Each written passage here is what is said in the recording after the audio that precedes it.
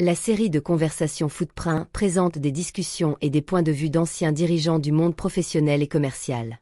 Ces personnalités partagent leurs expériences sur des questions clés en matière de leadership qui pourraient être utiles aux professionnels et aux entrepreneurs œuvrant dans leur environnement de travail ainsi qu'au marché. La conversation Footprint de cette semaine porte sur la bienveillance. La bienveillance va au-delà du partenariat et reflète le caractère du Seigneur en nous. Lorsque nous soutenons, aimons, faisons preuve de gentillesse et d'un esprit de générosité envers les autres dans notre lieu de travail et notre marché.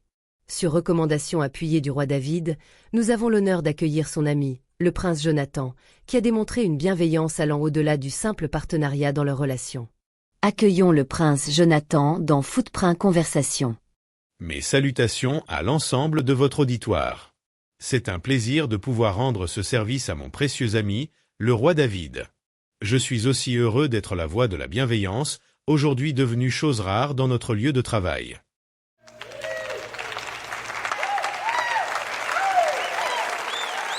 Prince Jonathan, nous vous sommes reconnaissants d'avoir répondu favorablement à notre invitation.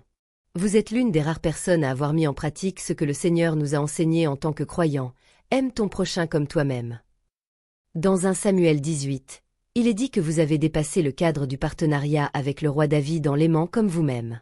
Dites-nous, qu'est-ce qui vous a poussé à faire cela? Vos paroles me vont droit au cœur, merci. La première chose que je souhaite souligner, c'est que nous sommes créés à l'image du Seigneur. Lorsque nous obéissons et vivons selon ce que le Seigneur nous a dit, comme aime ton prochain comme toi-même, nous reflétons cette image du Seigneur en nous. Excellent. J'ai ici une question de l'auditoire. Lorsque vous avez conclu une alliance avec David, saviez-vous qu'il représentait une menace pour votre future position en tant que prochain roi d'Israël? Bien sûr, je savais que David serait le prochain roi. Mon père y voyait une menace, mais pas moi. Il ne représentait aucune menace à mes yeux. Je savais qu'il était la bonne personne pour monter sur le trône. Incroyable.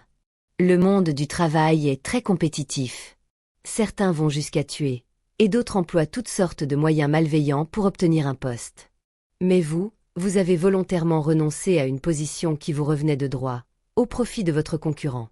Pourquoi avez-vous fait cela? Il est toujours inutile de livrer un combat qu'on ne peut pas gagner. Parfois, on pense avoir gagné pour découvrir qu'en réalité on a perdu. Je savais que je ne pouvais pas défaire ce que le Seigneur avait décidé. Mon père a essayé et il s'est rendu compte que toutes ces poursuites jalouses étaient vaines. Quelle révélation! Cela me fait penser à Ésaïe 14, verset 27, car l'Éternel des armées a pris une résolution. Qui s'y opposera? Sa main est étendue. Qui la détournera? Permettez-moi de dire à votre auditoire, si le Seigneur vous a préparé pour une position, aucune puissance ne pourra l'empêcher. Si vous n'avez pas obtenu ce poste, sachez qu'il a peut-être une meilleure option pour vous.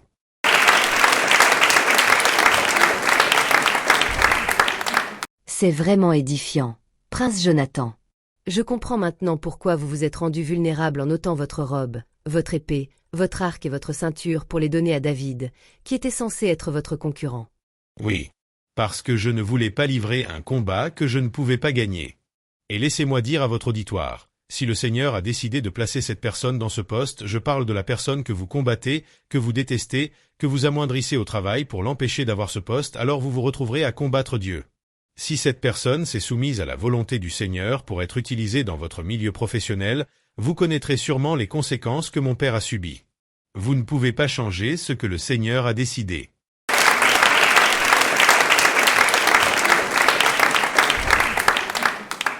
Il est fascinant de voir que, bien que vous soyez plus jeune que votre père et l'héritier apparent du trône, vous avez eu cette conviction de bienveillance. Effectivement, la bienveillance ne consiste pas seulement à être en harmonie avec la volonté du Seigneur, mais elle nous donne aussi l'opportunité de refléter la nature du Seigneur. Si j'avais été à la place de mon père et que j'avais identifié un jeune homme comme David avec un tel potentiel, une crainte du Seigneur, et utilisé pour remporter des batailles pour le Seigneur et pour Israël, je serais devenu un instrument du Seigneur pour l'aimer, le soutenir et le guider à devenir ce que le Seigneur voulait qu'il soit. Formidable. Chers auditeurs, j'espère que nous saisissons l'état d'esprit du prince Jonathan. Il y a de nombreux jeunes travailleurs et entrepreneurs autour de vous dans vos lieux de travail et sur le marché. Le Seigneur pourrait vous utiliser pour leur montrer de la bienveillance, pour les soutenir, les motiver et les encadrer. Cette mentalité de bienveillance pourrait même aider à résoudre le problème difficile du chômage des jeunes que nous connaissons actuellement. Vous avez tout à fait raison. Je l'ai clairement dit à mon père. Et j'ai aussi prouvé par mes actions que c'est ce qu'il aurait dû faire, soutenir ce jeune homme. Ne pas l'étouffer. Il était en colère et m'a traité de fils d'une femme perverse et rebelle.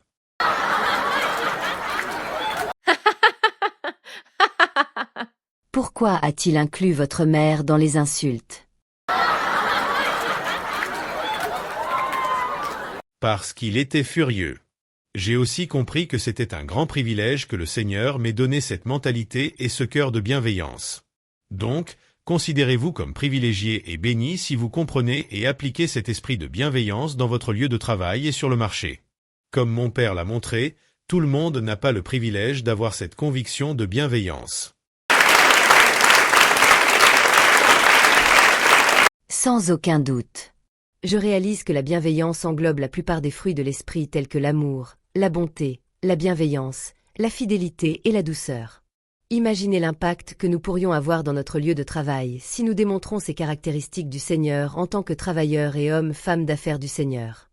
D'après mon expérience, je crois que c'est pour cela que le Seigneur nous a donné le privilège de connaître la valeur de la bienveillance. Je prie pour que, tout comme je l'ai démontré dans mon environnement professionnel, le Seigneur vous donne la force de faire de même dans le vôtre. Amen, Prince Jonathan. C'est aussi notre prière. Nous ne vous remercierons jamais assez. Merci de l'honorer avec bienveillance.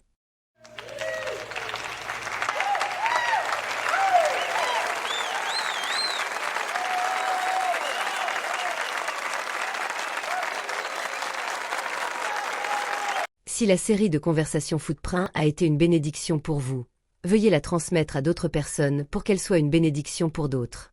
Êtes-vous un croyant déterminé à réaliser votre vocation professionnelle sur votre lieu de travail et sur le marché? Nous avons plusieurs ressources pour vous aider à le faire. Il vous suffit de vous abonner à la chaîne YouTube pour recevoir les nouvelles ressources que nous créons chaque semaine. Si vous possédez aussi des talents créatifs, contactez-nous et laissons-le céder au Seigneur pour qu'il l'utilise pour avoir un impact sur le royaume.